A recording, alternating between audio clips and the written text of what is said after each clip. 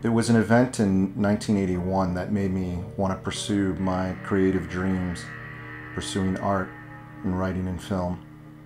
There was a nor'easter that was going up the East Coast the day before we knew that school was going to be out, so needless to say, I was happy to have the day off.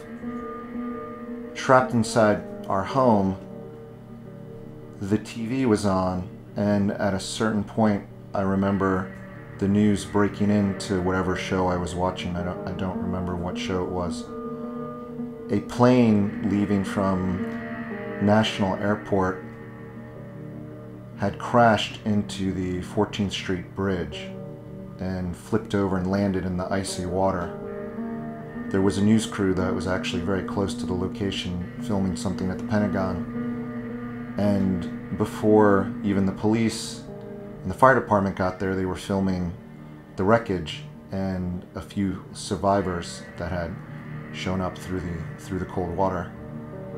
I was only a few miles away from it. The plane had actually hit the bridge, crushing 4 cars before landing in the water. You could see from the news footage that there were survivors clinging onto the wreckage. At that point, there was only seemed to be 6 of them. But the fire department and the police department couldn't get to them because the river, the Potomac River, was filled with ice. The helicopter pilots that day were brave. They weren't supposed to be out there flying in that kind of conditions. But what really affected me was passenger 6. The helicopter kept ferrying survivors from the crash to the shore. The life preserver would come and he would, instead of taking it himself, pass it off to another one of the survivors, wrapping the rope around them and making sure they were secure when the helicopter would carry them off to the banks.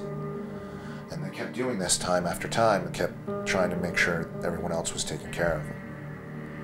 As they went back the last time to retrieve, he slipped from the surface and drowned. For weeks, no one knew his name.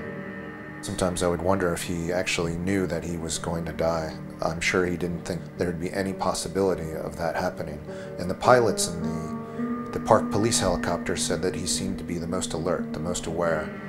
But in the end, he was the one that died out of the 6 that had survived, out of the total of 100-something that were on the plane that did die. You know, as a child, that's something that's heartbreaking and shocking to witness.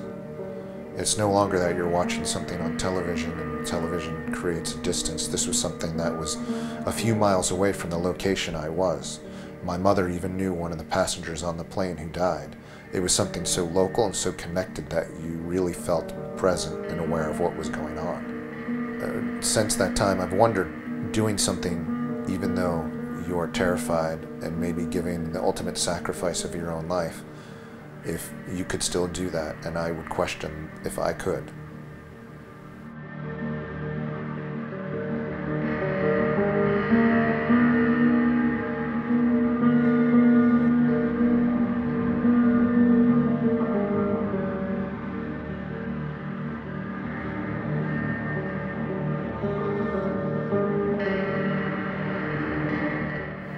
Our lives in general are so fragile and unpredictable. You could be getting on a plane thinking you're just going to Florida having a normal day, and the next moment be in a river like struggling for your life. And instead of saving your own life, worrying about the others around you. I feel like your life is a gift, so you should try to pursue the things that you are interested in. My own artwork is a mix of writing and films and sculptures and visual arts. I am dyslexic. I've always had a learning disability, and so I gravitate towards the visuals. For me, writing was something that I was told I could never really do, so it was the thing I wanted to do the most. The books I write about are chapters of my own life, distinct in separate parts. So the series I've been working on has been 3 books, one about growing up in Washington, D.C. I was into the punk rock music scene. Being dyslexic in an upper middle class family, the son of 2 prominent lawyers, I was picked on by my peers. And so I found a new social group in the punk rock scene of Washington, D.C. in the 80s and 90s. Back then in Washington, there was a whole art movement happening through the emo music scene or the Discord music scene. When growing up, we used to call them the Discords, and they had a unique style of music, and they were making films, and they were making clothing. And Washington in the 80s was a very violent place. Murder, suicide, drug overdose, dying of AIDS.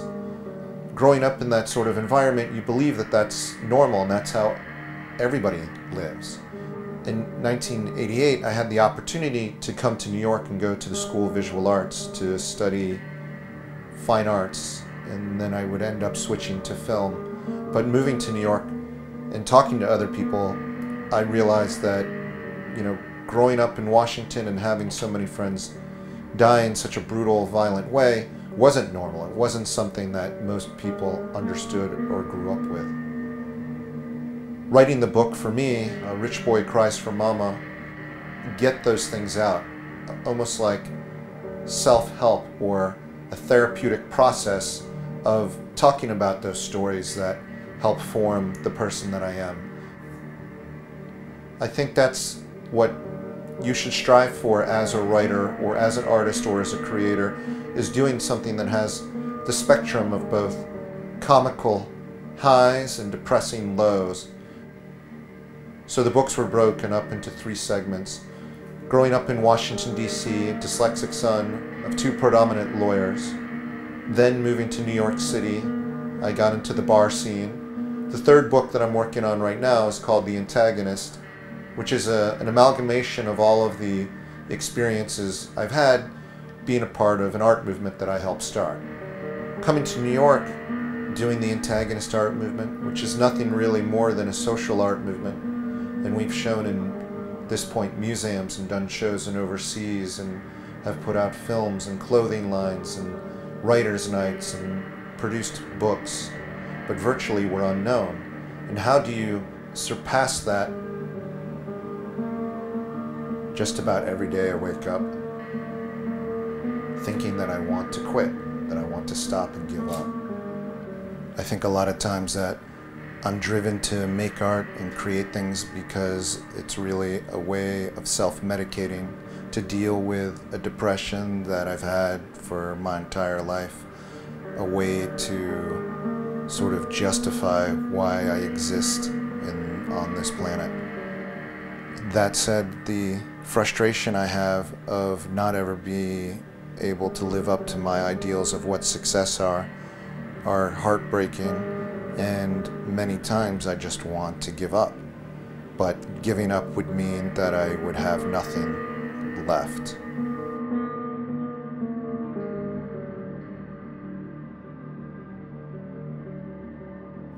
Maybe that's something I share with a lot of the artists that I work with, is this underlying deep depression that's constantly there.